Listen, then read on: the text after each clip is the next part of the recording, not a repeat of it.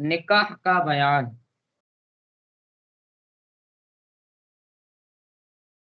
حصہ نمبر 7 ہے۔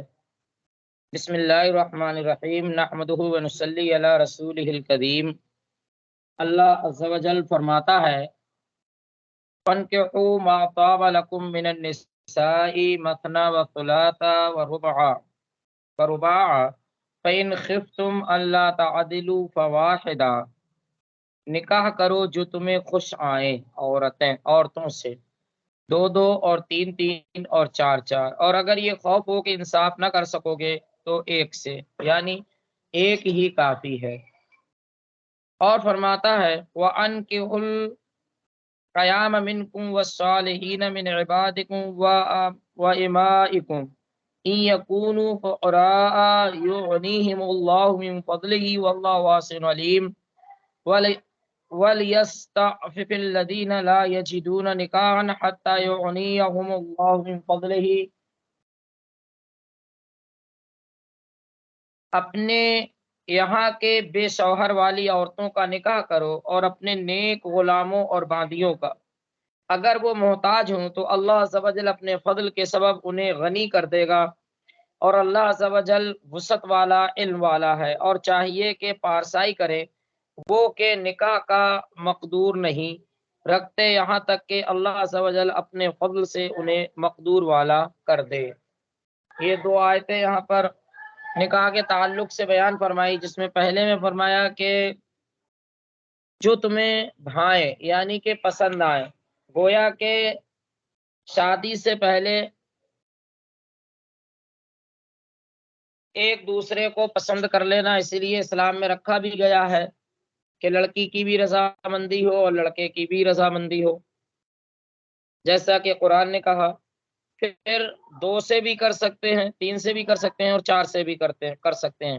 مگر شرط ہے کہ اگر تم ان کے درمیان انصاف نہ کر سکو تو صرف ایک کافی ہے، یعنی اس سے زیادہ نہیں۔ اب یہاں دو تین اور چار پر آج کے اس دور میں بہت زیادہ اعتراض بھی ہیں، لیکن اگر غور کیا جائے تو یہ دو تین اور چار میں بڑی حکمتیں ہیں۔ اس کے بعد اللہ رب العزت نے جو آگے بیان فرمایا کہ بے شوہر والی عورتوں کا نکاح کرو، یعنی جن کے شوہر نہیں ہے تو ان کے نکاح کر دیے جائیں، اسی طریقے سے غلام اور باندیوں کے۔ اور آگے اللہ رب العزت ایک خوشخبری بیان فرماتا ہے کہ اگر کوئی فقیر ہو اور نکاح کرے تو اللہ رب العزت اپنے کرم سے اس کو مالدار کر دے گا، بے نیاز کر دے گا۔ پھر آگے فرمایا کہ اگر تم میں سے کسی کو نکاح کی استطاعت نہ ہو، یعنی نکاح کی طاقت نہ رکھتا ہو کسی وجہ سے، تو فرمایا چاہیے کہ پارسائی کریں، یعنی کہ پارسائی اختیار کریں، اور یہاں تک کرتے رہیں کہ اللہ رب العزت اپنے کرم سے اسے بھی کیا کر دے، نکاح کے لائق کر دے۔ نکاح کے فضائل اور نیک عورت کی خوبیاں۔ حدیث نمبر 1، بخاری و مسلم، ابو داؤد و ترمذی و نسائی، عبداللہ ابن مسعود رضی اللہ تعالی عنہ سے راوی، رسول اللہ صلی اللہ علیہ وسلم نے فرمایا اے جوانو، تم میں جو کوئی نکاح کی استطاعت رکھتا ہے وہ نکاح کرے، کہ یہ اجنبی عورت کی طرف نظر کرنے سے نگاہ کو روکنے والا ہے اور شرمگاہ کی حفاظت کرنے والا ہے، اور جس میں نکاح کی استطاعت نہیں وہ روزے رکھے کہ روزہ قاطع شہوت ہے۔ یعنی جو فی الوقت نکاح کی استطاعت نہیں رکھتے تو انہیں چاہیے کہ وہ روزے رکھا کریں۔ حدیث نمبر 2، ابن ماجہ انس رضی اللہ تعالیٰ عنہ سے راوی کہ حضور اقدس صلی اللہ علیہ وسلم فرماتے ہیں جو خدا سے پاک و صاف ہو کر ملنا چاہے وہ آزاد عورتوں سے نکاح کرے۔ حدیث نمبر 3، بیہقی ابو ہریرہ رضی اللہ تعالیٰ عنہ سے راوی کہ رسول اللہ صلی اللہ علیہ وسلم نے فرمایا جو میرے طریقے کو محبوب رکھے وہ میری سنت پر چلے اور میری سنت سے نکاح کرے۔ آج کے دور میں مسلمانوں کو دیکھنا چاہیے کہ حدیث ہے جو میرے طریقے کو محبوب رکھے وہ میری سنت پر چلے اور میری سنت سے نکاح کرے۔ اور آج کے اس پرفتن دور میں دیکھو کہ مسلمانوں کے یہاں سنت رسول صلی اللہ علیہ وسلم کہاں تک نبھائی جا رہی ہے۔ حدیث نمبر 4، مسلم و نسائی، عبداللہ ابن عمر رضی اللہ تعالی عنہ سے راوی کہ حضور صلی اللہ علیہ وسلم نے فرمایا دنیا متاع ہے اور دنیا کی بہتر متاع نیک عورت ہے، یعنی دنیا ساز و سامان ہے اور اس میں بہترین جو ساز و سامان ایک طریقے سے کہہ لیجیے یعنی زندگی میں جو ساتھ ہے وہ بیوی ہے۔ حدیث نمبر 5 ابن ماجہ میں ابو الامامہ رضی اللہ تعالیٰ عنہ سے مروی کہ رسول اللہ صلی اللہ علیہ وسلم فرماتے تھے تقوی کے بعد مومن کے لیے نیک بیوی سے بہتر کوئی چیز نہیں، اگر اسے حکم کرتا ہے تو وہ اطاعت کرتی ہے، اگر اسے دیکھے تو خوش کر دے اور اس پر قسم کھا بیٹھے تو قسم سچی کر دے، اور کہیں کو چلا جائے تو اپنے نفس اور شوہر کے مال میں بھلائی کرے۔ حدیث نمبر 6 طبرانی کبیر و اوسط میں ابن عباس رضی اللہ تعالیٰ عنہ سے راوی کہ رسول اللہ صلی اللہ علیہ وسلم نے فرمایا جسے 4 چیزیں ملی اسے دنیا و آخرت کی بھلائی ملی۔ نمبر 1 دل شکر گزار، نمبر 2 زبان یاد خدا کرنے والی، نمبر 3 بدن بلا پر صابر، نمبر 4 ایسی بیوی کہ اپنے نفس اور مال شوہر میں گناہ کی جویاں نہ ہو، یعنی اپنے نفس اور شوہر کے مال میں گناہوں کو تلاش کرنے والی نہ ہو۔ حدیث نمبر 7 امام احمد بزار و حاکم سعد ابن ابی وقاص رضی اللہ تعالیٰ عنہ سے راوی کہ رسول اللہ صلی اللہ علیہ وسلم نے فرمایا 3 چیزیں آدمی کی نیک بختی سے ہیں اور 3 چیزیں بدبختی سے۔ نیک بختی کی چیزوں میں نیک عورت اور اچھا مکان، یعنی وسیع یا اس کے پڑوسی اچھے ہوں اور اچھی سواری، اور بدبختی کی چیزیں بد عورت، برا مکان اور بری سواری ہے۔ حدیث نمبر 8 طبرانی و حاکم انس رضی اللہ تعالیٰ عنہ سے راوی کے حضور صلی اللہ علیہ وسلم نے فرمایا جسے اللہ عز و جل نے نیک بیوی نصیب کی اس کے نصف دین پر اعانت فرمائی، یعنی نصف دین پر مدد فرمائی، تو نصف باقی میں اللہ عز و جل سے ڈرے، تقوی و پرہیزگاری کرے۔ حدیث نمبر 9 بخاری و مسلم و ابو داؤد و نسائی و ابن ماجہ ابو ہریرہ رضی اللہ تعالی عنہ سے راوی رسول اللہ صلی اللہ علیہ وسلم نے فرمایا عورت سے نکاح 4 باتوں کی وجہ سے کیا جاتا ہے، نمبر 1 مال، نمبر 2 حسب، نمبر 3 جمال، نمبر 3 دین، نمبر 4 دین، تو دین والی کو ترجیح دو، یعنی نہ مال کو ترجیح دو، نہ حسب و نسب کو ترجیح دو اور نہ جمال کو ترجیح دو، بلکہ ترجیح دینی ہے تو ترجیح دو دین کو۔ حدیث نمبر 10 ترمذی و ابن حبان و حاکم ابو ہریرہ رضی اللہ تعالیٰ عنہ سے راوی کہ رسول اللہ صلی اللہ علیہ وسلم نے فرمایا 3 شخصوں کی اللہ تعالیٰ مدد فرمائے گا، نمبر 1 اللہ عز و جل کی راہ میں جہاد کرنے والا اور مکاتب کے ادا کرنے کا ارادہ رکھتا ہے اور پارسائی کے ارادے سے نکاح کرنے والا، یعنی نکاح جب کرے تو اس نیت سے کرے کہ میں تمام بری باتوں اور خرافات سے بچ جاؤں۔ حدیث نمبر 11 ابو داؤد و نسائی حاکم معقل ابن یسار رضی اللہ تعالیٰ عنہ سے راوی کہ ایک شخص نے رسول اللہ صلی اللہ علیہ وسلم کی خدمت میں حاضر ہو کر عرض کی یا رسول اللہ صلی اللہ علیہ وسلم میں نے عزت و منصب و مال والی ایک عورت پائی مگر اس کے بچہ نہیں ہوتا، کیا میں اس سے نکاح کر لوں؟ حضور نے منع فرمایا۔ پھر دوبارہ حاضر ہو کر عرض کی، حضور صلی اللہ علیہ وسلم نے منع فرمایا۔ تیسری مرتبہ حاضر ہو کر پھر عرض کی،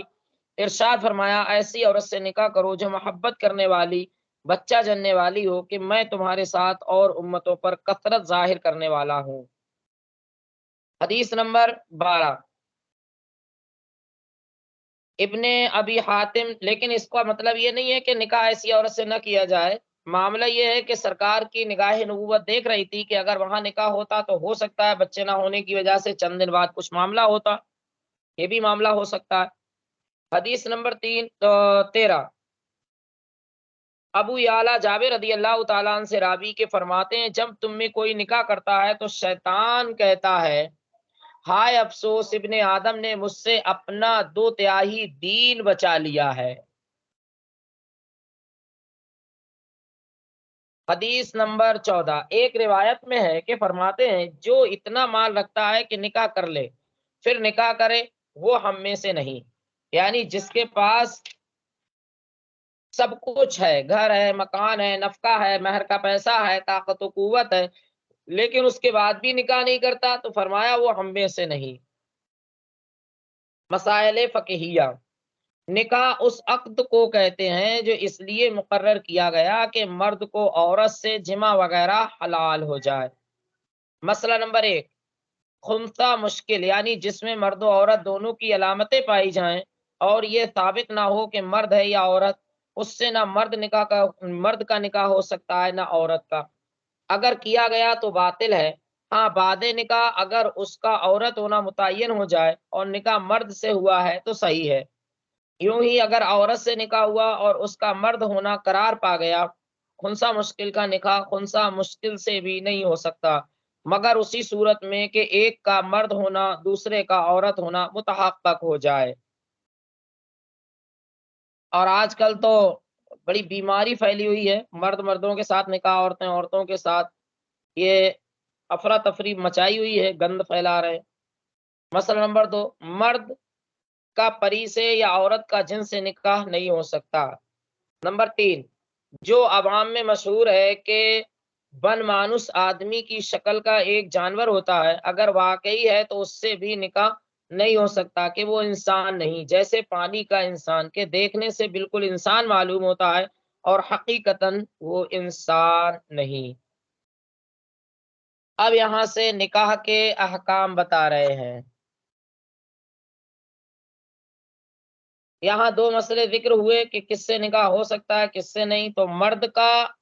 کسی پری سے نہیں، ایسے ہی عورت کا کسی جن سے نہیں۔ ایسے ہی جو جنگل میں بدمانوس پائے جاتے ہیں جسے شاید گوریلا کہتے ہیں، ان سے بھی کسی عورت کا نکاح نہیں، یا اس کی جو مادہ ہے اس سے کسی مرد کا بھی نکاح نہیں ہو سکتا، اس لیے کہ وہ انسان نہیں ہے، اور انسان کا نکاح انسان سے ہی ہوگا۔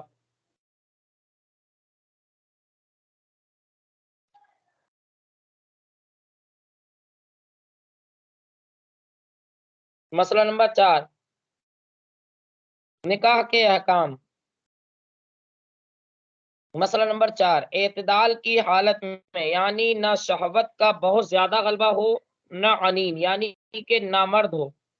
اور مہر و نفقہ پر قدرت بھی ہو، تو نکاح سنت موقدہ ہے کہ نکاح نہ کرنے پر اڑا رہنا گناہ ہے۔ اور اگر حرام سے بچنا یا اتباع سنت و تعمیل حکم یا اولاد حاصل ہونا مقصود ہے تو ثواب بھی پائے گا، اور اگر محض لذت یا قضائے شہوت منظور ہو تو ثواب نہیں۔ مسئلہ نمبر 5، تو یہ ایک نیت ہے کہ نکاح کرنے میں نیت رکھنی چاہیے کہ سنت کی ادائیگی ہو اور اولاد کا حصول ہو، حرام کاری سے بچنا مقصود ہو تو ثواب بھی ملے گا۔ مسئلہ نمبر 5، شہوت کا غلبہ ہے کہ نکاح نہ کرے تو معاذ اللہ اندیشہ زنا ہے، اور مہر و نفقہ کی قدرت رکھتا ہو تو نکاح واجب یوں ہی، جبکہ اجنبی عورت کی طرف نگاہ اٹھنے سے روک نہیں سکتا، یا معاذ اللہ ہاتھ سے کام لینا پڑے گا، جسے شاید انگریزی میں ماسٹربیشن کہتے ہیں، تو نکاح واجب ہو جاتا ہے۔ مسئلہ نمبر 6، یہ یقین ہو کہ نکاح نہ کرنے میں زنا واقع ہو جائے گا تو فرض ہے کہ نکاح کرے۔ مسئلہ نمبر 7، اگر یہ اندیشہ ہے کہ نکاح کرے گا تو زنا تو نان و نفقہ نہ دے سکے گا، یا جو ضروری باتیں ہیں ان کو پورا نہ کر سکے گا تو مکروہ ہے، اور ان باتوں کا یقین ہو تو نکاح کرنا حرام، مگر نکاح بہرحال ہو جائے گا۔ مسئلہ نمبر 8، نکاح اور اس کے حقوق ادا کرنے میں اور اولاد کی تربیت میں مشغول رہنا نوافل میں مشغول سے بہتر ہے۔ مسئلہ نمبر 9، نکاح کے مستحبات۔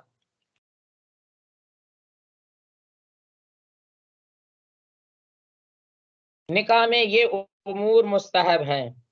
نمبر 1، اعلانیہ ہونا۔ نمبر 2، نکاح سے پہلے خطبہ پڑھنا، کوئی سا خطبہ ہو، اور بہتر وہ ہے جو حدیث میں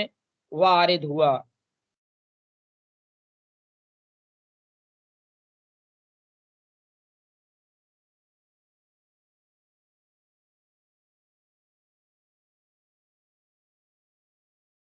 نمبر 3، مسجد میں ہونا۔ نمبر 4، جمعہ کے دن۔ نمبر 5، گواہان عادل کے سامنے۔ نمبر 6، عورت عمر حسب مال عزت میں مرد سے کم ہو، اور چال چلن اور اخلاق و تقوی و جمال میں زیادہ ہو۔ حدیث میں ہے جو کسی عورت سے باوجہ اس کی عزت کے نکاح کرے اللہ اس کی ذلت میں زیادتی کرے گا، اور جو کسی عورت سے اس کے مال کے سبب نکاح کرے گا اللہ تعالیٰ اس کی محتاجی ہی بڑھائے گا، اور اس کے حسب کے سبب نکاح کرے گا تو اس کے کمینے پن میں زیادتی فرمائے گا، اور جو اس لیے نکاح کرے کہ ادھر ادھر نگاہ نہ اٹھے اور پاک دامنی حاصل ہو یا صلہ رحم کرے تو اللہ عز و جل اس مرد کے لیے اس عورت میں برکت دے گا اور عورت کے لیے مرد میں۔ مسئلہ نمبر 10، جس سے نکاح کرنا ہو اسے کسی معتبر عورت کو بھیج کر دکھوا لے اور عادت و اعتبار و سلیقہ وغیرہ کی خوب جانچ کر لے کہ آئندہ خرابیاں نہ پڑیں۔ کنواری عورت سے اور جس سے اولاد زیادہ ہونے کی امید ہو نکاح کرنا بہتر ہے، سن رسیدہ اور بد خلق اور زانیہ سے نکاح نہ کرنا بہتر۔ مسئلہ نمبر 11، عورت کو چاہیے کہ مرد دیندار، خوش خلق، مالدار، سخی سے نکاح کرے، فاسق بدکار سے نہیں، اور یہ بھی نہ چاہیے کہ کوئی اپنی جوان لڑکی کا بوڑھے سے نکاح کر دے۔ یہ مستحبات نکاح بیان ہوئے، اگر اس کے خلاف نکاح ہوگا جب بھی ہو جائے گا۔ مسئلہ نمبر 12، ایجاب و قبول، یعنی مثلا ایک کہے میں نے اپنے کو تیری زوجیت میں دیا، دوسرا کہے میں نے قبول کیا، یہ نکاح کے رکن ہے۔ پہلے جو کہے وہ ایجاب ہے اور اس کے جواب میں دوسرے کے الفاظ کو قبول کہتے ہیں۔ یہ کچھ ضرور نہیں کہ عورت کی طرف سے ایجاب ہو اور مرد کی طرف سے قبول، بلکہ اس کا الٹا بھی ہو سکتا ہے۔